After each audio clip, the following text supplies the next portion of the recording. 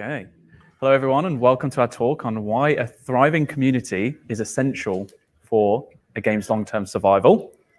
I know it's the end of the day, but if you can stay with us, we've got a whole bunch of information to share with you. But first of all, my name's Ben. I'm the lead community manager at Old School RuneScape. I'm responsible for the community management team. We have 4 members within the team. We handle kind of like the validation between players, developers, bridging that gap between the two, as well as also running all of our social channels. And I'm joined by the wonderful Kieran. Hi, I'm Kieran. I'm the Associate Design Director on Old School RuneScape. So I'm responsible for heading up, leading the design team at Jagex on Old School, thinking a lot about the future of Old School, the direction of travel, and setting sort of requirements for the different projects we're doing as we go. Awesome. And we are human. We have some funny photos of ourselves at times. We like to mess around in Old School. It's just what we do. Just a quick note. To begin with, the start of the talk, we're going to go into quite a lot of detail about if I can speak, about what it is we actually do at Old School and how we handle dealing with the players and our engagement. And that is really to just kind of like give an understanding of why then we can say why we feel that it's so beneficial to be doing that. So hopefully we find that informative. And obviously we will go through as we progress into what the actual benefits of that can be. But first of all, a little bit of history for those of you who might not know. How did we come about and why are we still here today? Obviously, so we're Old School RuneScape, but we stem back all the way to the original RuneScape, which is also still going really strong today. So a bit of history. Some of you might obviously be familiar with it. It's over 20 years old now, which nearly 25 years, which is crazy that we're still here today, going as strong as we are as well. The community has grown so much over the years. I think we've got over 300 million accounts have been created in that time period as well. And there's plenty of people that have came up to us on the expo floor and so on, just RuneScape fans just wanting to say hi to us as well. It was the 3 Gower brothers, Andrew, Ian, and Paul, who created the game, and I know they spent some time in like their mother's kitchen working on it back then in like the late 90s. So it's really humble beginnings to be the size we are today. I think is kind of incredible. It started as a browser game, so a quick bit of history on that. Like it was playable in Internet Explorer back then, for anybody who remembers that. It was popular in the UK in like schools, on like libraries, because it was on the browser, anybody could load it up and play it in their break time at school. It's how I discovered it. It's how many people in the team who grew up playing the game and then came to work here discovered it as well. On the business side, we use a subscription model. Players pay a monthly subscription to be able to play, but it is available free to play as well in a sort of reduced form. And we deliver our content in weekly updates. A lot of MMOs release expansions, obviously quite a lot more infrequently, but we're releasing content basically non-stop. As much as that's hard work, it's sort of one of our unique aspects. They vary in scale. They could be big expansions. It could be small little tweaks and quality of life changes that our players have been asking for. Yeah, we absolutely love writing blogs every single week to keep players informed. It is definitely a challenge, but one that's worthwhile. Okay, so in terms of a little bit extra in the history, Old School really represents quite a novel concept, I think, in the history of gaming. What was initially a reboot of a former version of a game, essentially to capture and encapsulate a sense of nostalgia, has now become testament to the power of a player-driven community. As players not only return to play the game, but they now also decide what content gets added into the game. So they're involved in the development and evolution of Old School. During the time, we've learned a considerable amount of stuff. Old School was spawned back off really what was player discontent towards the direction of the game that it was heading at during the time. So we asked the players, the community, to vote on whether they wanted this version of the game to come back, and the response was overwhelming.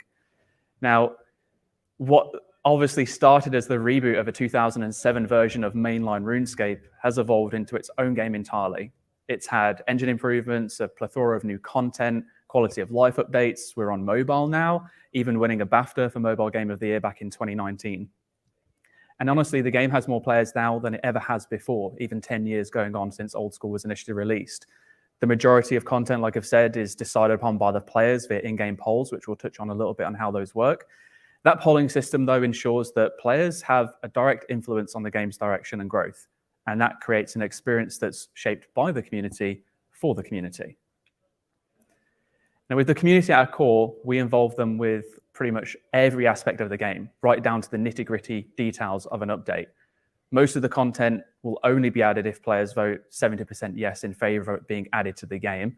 And the only exceptions to that really are things like integrity changes, bug fixes, or removing an exploit that players have been taken advantage of, for example. Awesome. So how does our project process work? We'll have lots of projects on the go at once. And 10 years later, we've refined our process to these basic steps along the way. It's sort of a strategic dance of like from the ideation, validation, refinement, and it's all kind of done in tandem with our players alongside us. So like any process, we probably start with an idea, whether that's coming from the team. We give our team a couple of game jams a year to come up with RuneScape ideas as well. But a lot of ideas also come from the community. But the key thing here is we announce so early. We give our players that concept, share that idea with them, and explain what we're looking to do. That's a pretty major step. The players are then handed this poll step. We poll all our content. That is pretty extreme, but we ask our players basically to vote yes or no on essentially any content update that we do. If a piece of content gets 70% or higher, we'll move forward. That's the players giving us that green light. So we sort of do a public green light process to let us know that that is something they're interested in. That's something they want to see come to the game. And so then we move further into development. So we then go into the consultation phase. We're not done talking to the players. This kind of carries on all the way through the project. But we'll talk to them about what sort of additional details that should be included with the content, that we feel like some of it might require even further polling, further exploration. We might do surveys and so on at this sort of stage as well.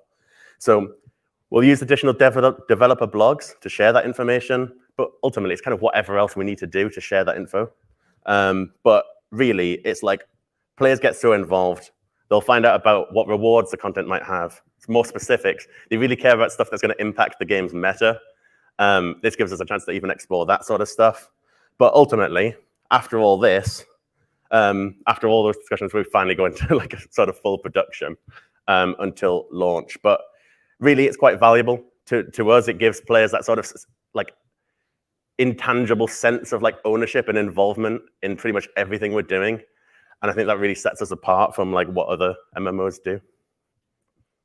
Yeah, absolutely. I mean, community consultation, to expand on that a little bit more, is essentially a stage of exploration and improvement for us. We dive into a collaborative space with our players, have deep discussions with them around the proposed content, listen to their views, their critiques, as well as take on board their suggestions. And the benefits of that approach, honestly, are like pretty damn significant. It can help enrich our understanding of player preferences to fostering a sense of community. But the process is not like without its challenges. It can be difficult to work with at times. We have to manage different opinions and expectations. We have to ensure that the feedback that we get in is constructive as well as actionable. And ultimately, being able to align the community's vision with feasible design and development practices. And I guess talking on the design as Associate Design Director, how do the designers feel about it? Do they hate it? So I wanted to talk about, do designers hate this? Because I feel like that might be the reaction of many. As a designer myself and working with my team, I know that like we're fond of our ideas. We love the ideas we're coming up with. It can be quite hard to put it out there so early and also get often critical feedback. Sometimes maybe even telling you, no, we don't want to move forward with this. But ultimately, and this is why me and Ben and the rest of the design team work with the CM team so closely, is that there's a sense of trust between us. We're all aligned on the same thing, that ultimately we see ourselves as sort of almost curators of this live game. We're making it sort of on behalf of the players. We want to look after it. We want to make good decisions. We're all aligned on like, we want our projects to be well received and do well, right? The better they are, the more engagement you're going to get with your players. Okay, so I guess how do we engage? And the simple answer is in almost every way possible. Maybe sometimes a little bit too many in too many ways. We do try to cover as many bases as we can, and accessibility is always on our mind when we share information. So at the core of everything that we do are our blogs. These are essentially our bread and butter of communication because we can afford to go into way more detail than you can in the likes of a video. So for updates, we might go into as I said before, the nitty-gritty, the specifics, giving examples, images, GIFs, all that kind of stuff. But then we'll also convert those into video format so that those who prefer short form content or want to listen rather than read can have access to that. In addition, we'll host a live stream every single week, sometimes twice a week if there's a lot going on. And they offer us a really good opportunity to engage directly with players in real time and help bridge the gap between developers and players, because it's not just community members who will be on those live streams, it will be developers, QA, artists, and really just helps to humanize the studio. In terms of like bringing that gap closer is the way that we handle socials. So Jagex allow all of the team members to pick up like mod handles on socials, so they can all be known as Jagex Aiza, Jagex Kira, and so on and so forth. And as long as they're comfortable in doing so, they can then benefit from being able to get instant feedback on the content that they're working on, or have worked on in the past, for example. It can also help validate potential changes that a member of the CM team has requested to be made, because they would have also have seen this come up on their own socials. And it often highlights issues that would have otherwise gone unnoticed and helps ultimately bring the community closer to the studio. I think it's a unique situation to be in where our players can send a few tweets and very typically will expect to get a response from someone within the studio and have that one-on-one interaction with them. It feels human and not corporate. And by remaining engaged with our player base, we're able to see issues before they escalate into what could be much larger problems or pain points. And believe me, we've avoided many a Reddit front page drama thread as a result of doing this. It's great to see everyone come together, and it provides a real sense of community when you get to see the familiar names crop up in conversation. I'll give anyone 10 points if you can spot the mistake that we've made on this slide. Blogs and live streams are the wrong way around. It's okay. We'll live. So player visits are another strong tool that we utilize. It's really strong for engagement of our players, given that they get to come to our studio and test out content directly. So whatever project we're looking at, we'll think about the target audience, try and get a reflective set of people from our community, maybe specifically in the UK, so it's a bit cheaper to get them to the studio, and then let them play the content. Let's get their hands on. Obviously, that's an invaluable way to get actual feedback from the people who are literally going to be playing that content on launch. They play our game more than us because we're spending all our time developing it. And even when we believe we know the game inside out, we know the players are going to know it better. So what better way to get proper feedback than letting them actually play it in advance? So we'll do that with any major piece of content, really, whether it's a brand new epic quest that we're going to release or a new raiding dungeon, whatever it is. But even beyond that, like marketing leverage this, we utilize this more broadly than just getting that feedback, which is obviously useful to me and the design team. But marketing might interview those players, get some B-roll footage, awesome shots that can be used on like social media and in whatever campaigns they're looking at. Another topic is influencers, slightly out of order, but we kind of look at it a bit more broadly than just influencers. Like I kind of think of the word influence and I think, oh, the big streamers or the big video creators, but like we have so many content creators in our community of all kinds. That might be even people who are just submitting like almost fully fledged design documents on social media to give us ideas or get their thoughts across. So we look to embrace that and leverage that to our best, and also give back to those people. So it might even be working with like artists on infographics and using that to help share our ideas publicly as well. Using VFX artists to make little YouTube shorts and show off ideas and funny little skits that way and stuff as well. To even recruiting like our YouTubers and having them to put out some work on our behalf as well. And ultimately, these people are the sort of authoritative, trusted voices in the community. They've built their audiences. But even our wider player base, they respect us for working with the people they love as well to give back to them. Because, yeah, it's all comes full circle almost. But yeah, ultimately, on top of that, that's increased visibility, increased engagement with the stuff we're trying to share information on. And it just means more feedback's coming our way. You get a lot of feedback from all of these methods, but it's all helpful if you can manage to sort of consume it. And we do it early enough that we can like sort of pivot and actually adapt our designs because it's so early in the process. I think one of the key things to keep in mind, especially if you're in a situation where you're looking to maybe start a new game and you're building a community up from the beginning, is to keep an eye out for those people who are constantly engaging in responses, giving information to other players that they've seen elsewhere that you might have shared, putting together useful resources to help promote the game and such, and work with them from the start. Because at the end of the day, if you're really trying to get in touch with your player base, the best way to do that is through players. They already know what the players want because they're a player themselves.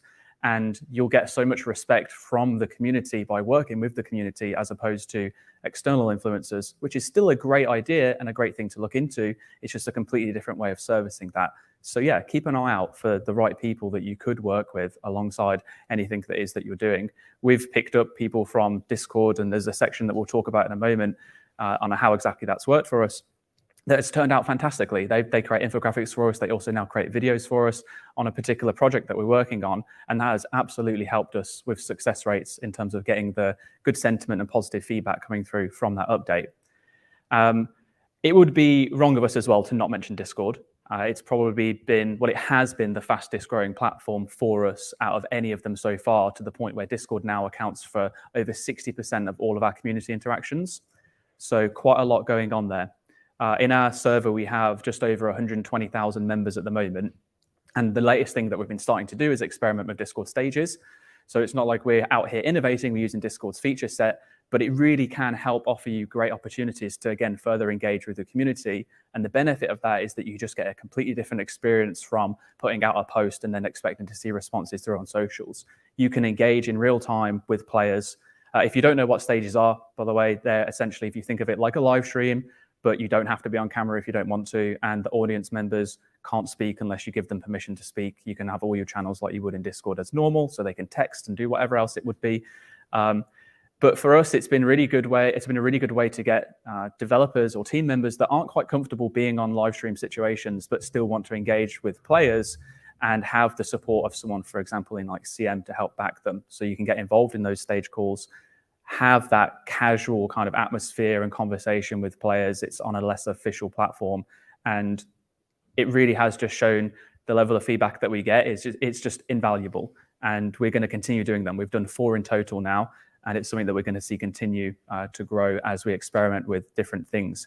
It's probably the most beneficial thing is that when you're doing a Discord stage call, especially if it's in one of your own servers, is that you've already got a pretty dedicated player base that are there. They care about the game enough to have joined a Discord server.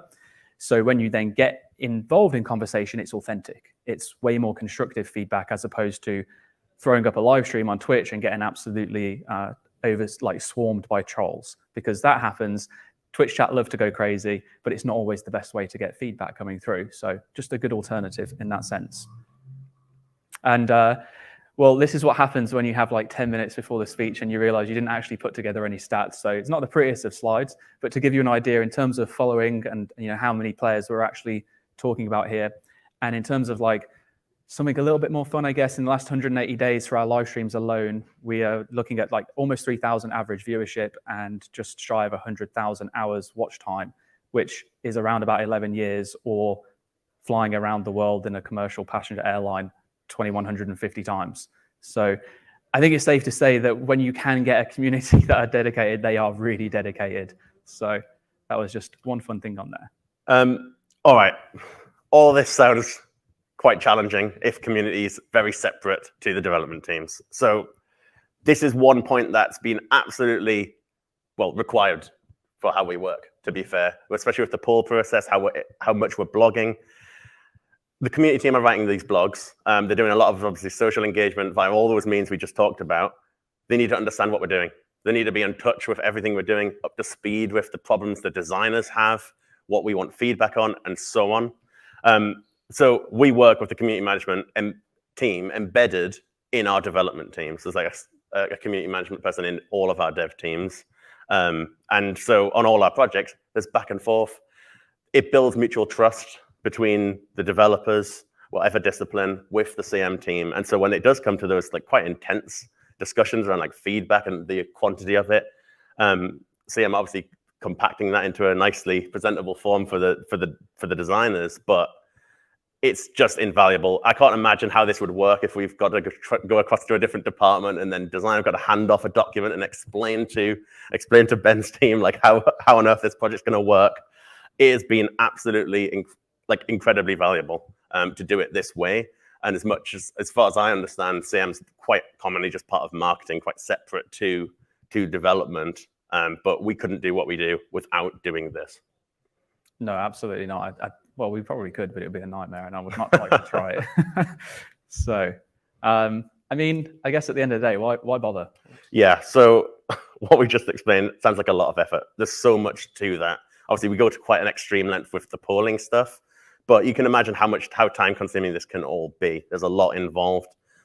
Getting designers to spend time on live streams and all that sort of stuff. What's the point? Why are we doing this? So there's some things I think you've probably heard a million times. Learn quick and, fail fast, learn quickly, whatever it is. When you really think about it, are you actually doing that? How many months are you spending on a project, or your team spending on a project before you're getting any feedback, any external input to that? Well, kind of like how I outlined before, we're coming up with our concepts, a thin layer of detail around them, and just throwing them out there. We're announcing them. We're using our live streams to show them off and getting that input very quickly. So we know immediately, do players even care for this concept, the approach we're taking, what we're trying to do? That's good to have straight away. It also gives them a chance to tell us what aspects they like. So obviously, when we're going through that consultation, we're digging a lot deeper into the aspects they want to see. So if we know they like a certain aspect, we can focus far more on that. Drop the stuff they don't like. If their needs are listened to, ultimately, when it comes to actually launching the thing, it's obviously going to engage players more. They're going to retain more. Retention's the name of the game with how we operate with the subscription model. So it's vital we do that. But not only that, this whole process is providing a means for them to stay in touch with the product even when they're not playing it. They're staying on live streams. They're engaging with us. They still care about the next project we're working on. And so it keeps them around that way as well. But ultimately, what do we all want to avoid? You don't want your launch to go wrong. You don't want your launch to be badly received, the game to not be very well liked, or players dislike a certain aspect of it. This really allows us to mitigate that risk. Yeah, now we've spoke a whole bunch around how we tackle community management within Old School. And the reality is it's a lot and it's a tough job. I think for me, at least anyway, I didn't go into community management thinking it would be a walk in the park, especially when you're having to deal with a veteran community, player base that has over 20 years of experience within the product, with a multitude of different opinions and requirements. So ultimately, why in CM do we bother? I think we probably do more than any other studio does out there at the moment, which is something I'd personally really love to see change. But I guess what's the point of going to such extreme lengths to involve the players when many other studios don't and are seemingly doing okay? But when I first joined Jagex, I brought with me many frustrations that I had on how it felt to be a gamer. I wanted to fully embrace what it meant to be a community manager and try to change the experience that I had with other games, including Old School, so that players wouldn't have to feel the same way going forward, whether that's being left in the dark regarding updates, feedback not being actioned or even acknowledged, information just not being accessible. Sometimes there are bugs that might be lasting and you just can't find anything about it, whether or not it's an actual bug or intended, or just the fact that at times it can feel like you are screaming into a black void and there is no one there to hear you. I think it's really important to remember that each one of the players are paying customers. They're making a conscious choice to spend their time and money playing the game. And I think it's really easy to forget that when we're so bogged down with things like targets and KPIs. But if we forget what it feels like to be a player, how can we possibly make good experiences for those who are actually playing the games themselves? If we take it in a different vein, a lot of businesses can be struggling, or studios even are struggling with competing paid media for user acquisition. It's incredibly expensive, and for many, it's like the primary focus of their marketing efforts.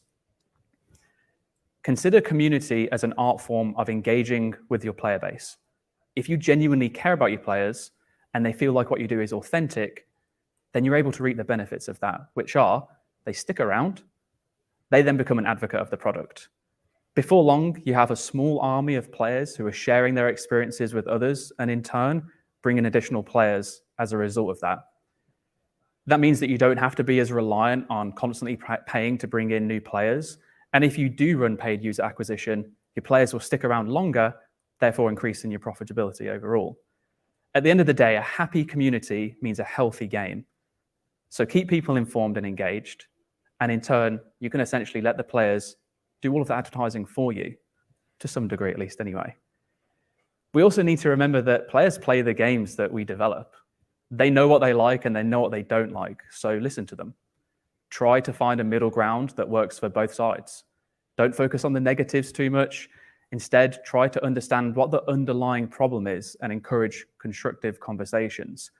Because the closer you work with the community, the more likely you are to receive this type of interaction rather than having to trawl through complaint after complaint. And this isn't just, like you'll suddenly post one response that will be opening up the floors to all the feedback and then everyone's going to love you and you're going to get great feedback all the time. That's not the case. It takes a long time to build this up. But if you never start, you'll never get there. So expect to have a long ride on that journey, or at least have that intention from the very start of building a community if you really want to be able to reap the rewards of having a community that advocate for your product. I'm sure that many people out here today have probably had feedback given to them from a community member out on socials or whatnot, and it feels like an attack on your own personal work. That sucks. It really does. But try to look past it. Try to understand why the player feels the way they do, and if there's anything that you can do to maybe change that doesn't impact the design or the actual aims or vision or goal of the product that it is that you're working on. I think for me, the best way to summarize this would be to ask yourself, how likely are you to tell your friends about a game if the people who make that game don't seem to give a crap about its players? I think there's a reason that we've been consistently growing year on year and hitting record membership numbers as each one passes. And that's because our players appreciate the efforts that we go to. We can see it reflected in our sentiment scores, which are consistently growing. We can see it on our socials, which are also consistently growing. And of course, as I mentioned, membership that has just been on an upwards trend for the last 10 years. And all of this shows that really age is but a number when it comes to games. If you're treating your community with the respect that they deserve, your success will only be amplified even further. So that all sounds great. Obviously, in reality, it never always goes incredibly smoothly. There's going to be various obstacles in the way. Obviously, we're committed to our poll system and players get to vote no. So for us, if we genuinely get it wrong, our content fails a poll and then we've got to go back to the drawing board and offer something new. I love it when that happens.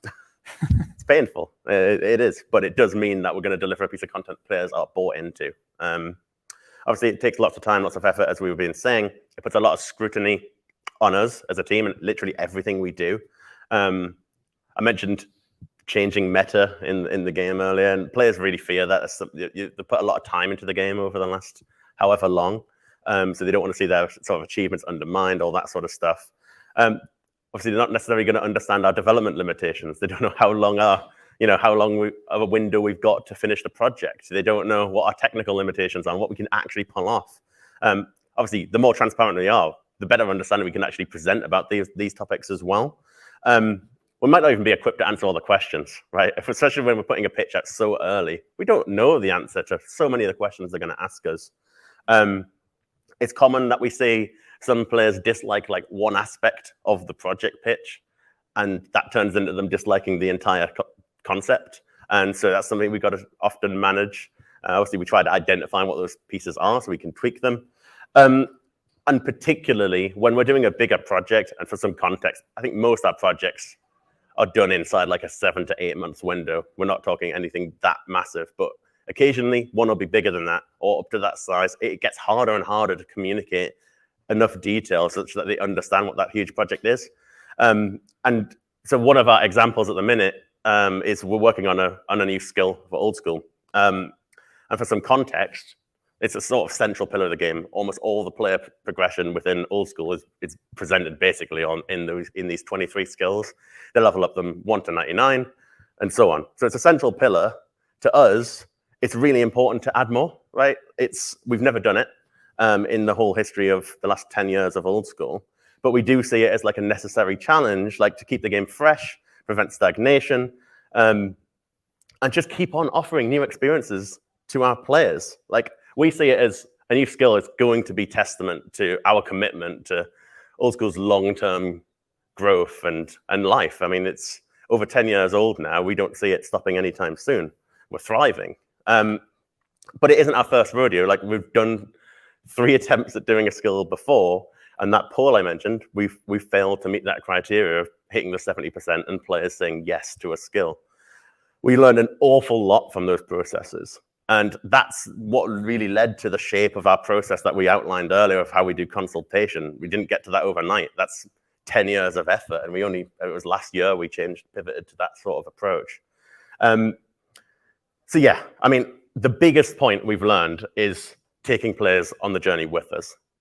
We're in tandem. We're not going behind the scenes for 3 months, then coming out and talking to them. It's literally continuous. It's every single week. It's every couple of weeks.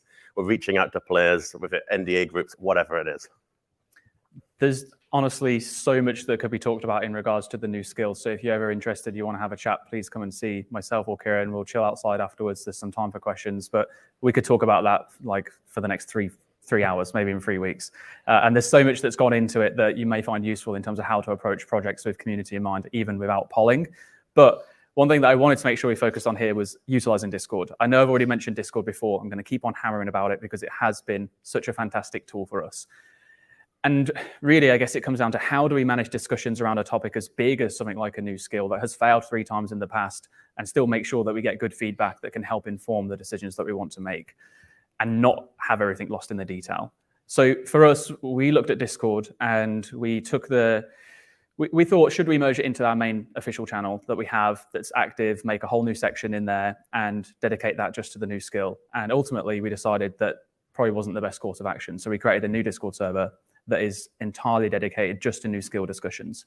That would obviously help make sure that anyone who is in there for one reason and one reason only. There's no confusion as to why they're there. It also opened us up to a whole load of different potential in how we handle that server compared to our main one, with different bots to automate channel and role administration, rules to help make sure that toxicity is addressed automatically, so we're not having to spend hours moderating it ourselves. We do very little in terms of actual user moderation within Discord because we try and automate as much as possible. Our focus is on having those conversations. But also it's allowed us to actually explore different ways of interacting with our players on there too. So we have different roles that are available, and we essentially opened up a survey to the player base on how much do you want to get involved in discussion. And based on their responses, we invited people as normal members who can see but can't participate in conversation, a channel that is then for contributors that can discuss and partake in conversations, give feedback, and everyone else is able to see that. So we have a selected few chosen by us, but basically put forward by the players themselves, of really knowledgeable people, some people who are knowledgeable in other areas than some, so that we have a good mix. As of today, there's around about 13,000 members that are in that server, many of whom are just there to stay up to date. Not all of them are engaging in conversation with us, but we actually have over 25% of those members who are actively discussing the new skill with us on a daily basis. And that server alone is our highest performing platform in terms of sentiment. It's like almost 3 times higher than our next positive, which is actually YouTube comments, and before that is Reddit. So to have something that is so dedicated to something so big, it's a really good way for us to have indications of how well things are going. Whilst it's a fraction of the overall community, I still think 13,000 people being involved is a pretty impressive number.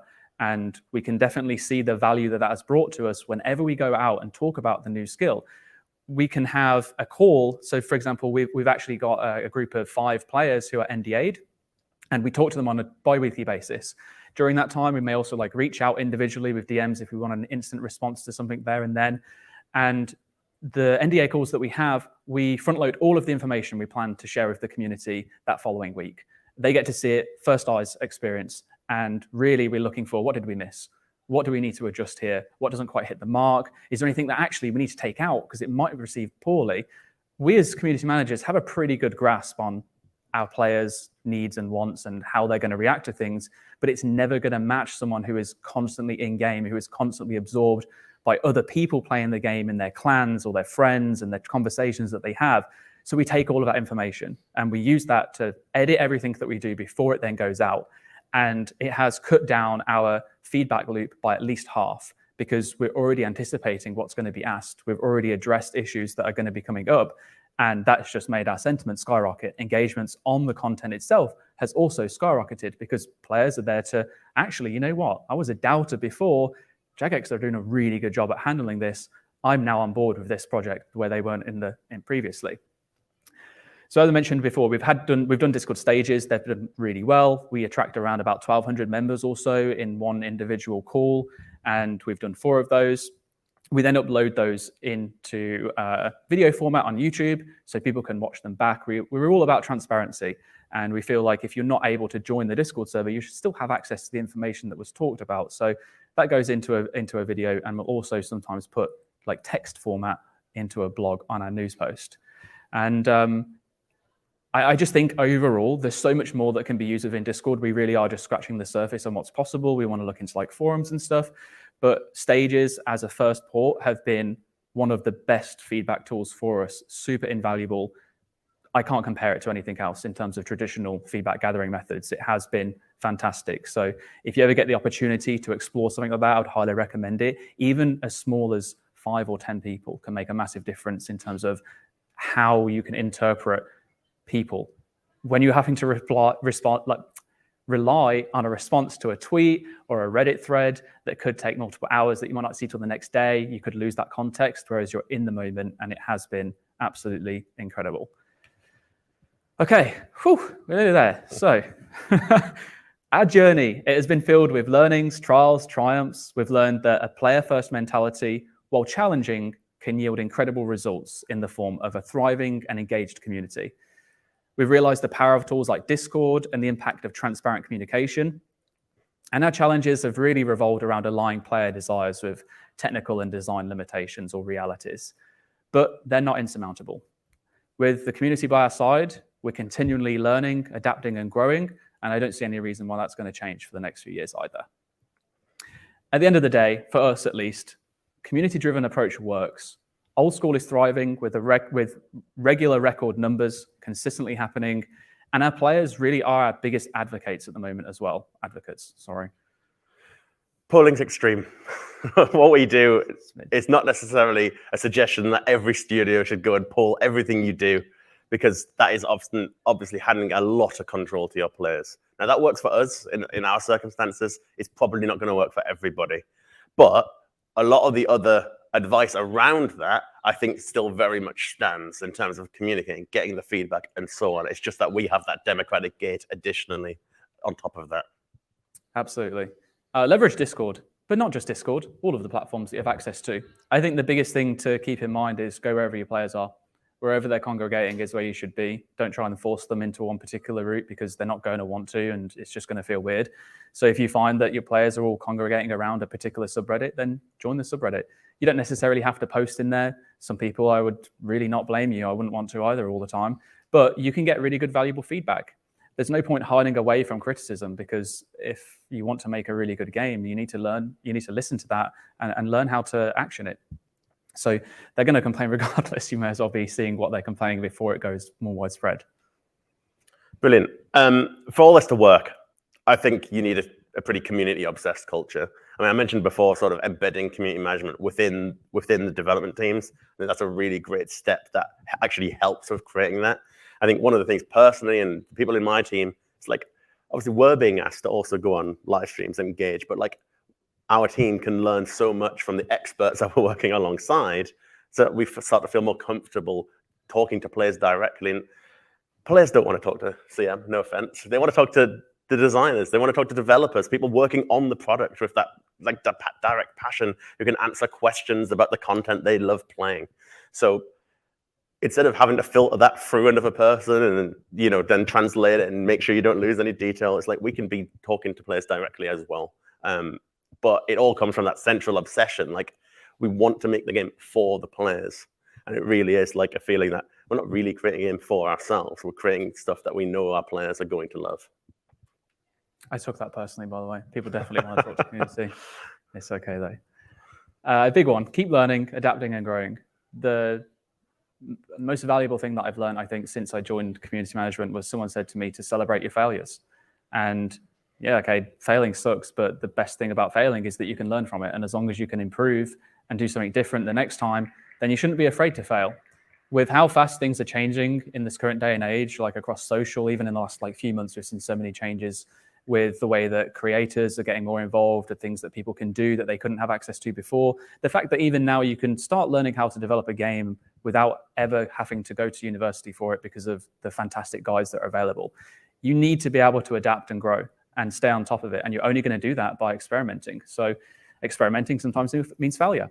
I think for us is that we're in a pretty good position where it's not all the time. It's not always like, everyone's really happy and they're singing songs for us. But because we're so transparent and close with our community, when we fail, we just tell them, yeah, it didn't work. And we just won't do that again. But we were keen to at least try it out. And we respect the fact that you allowed us to. And they're like, yeah, we're glad that you did. Like, maybe do this differently instead next time. Is that a human element? We look like people, we sound like people when we talk to our players. And so they understand, well, people get stuff wrong sometimes. And it makes it a lot easier for the community to take. Obviously, you can't just go back to your studios, back to your projects, whatever it is, and just implement this and tomorrow everything's wonderful, right? This is a journey. There are challenges, there are obstacles.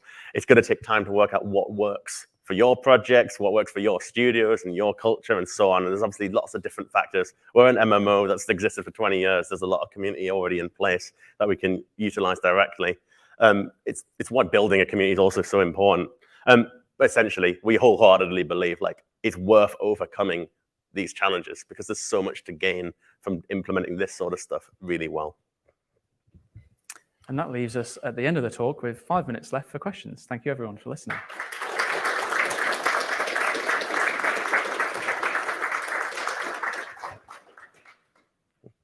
We have a question up front. Let's go.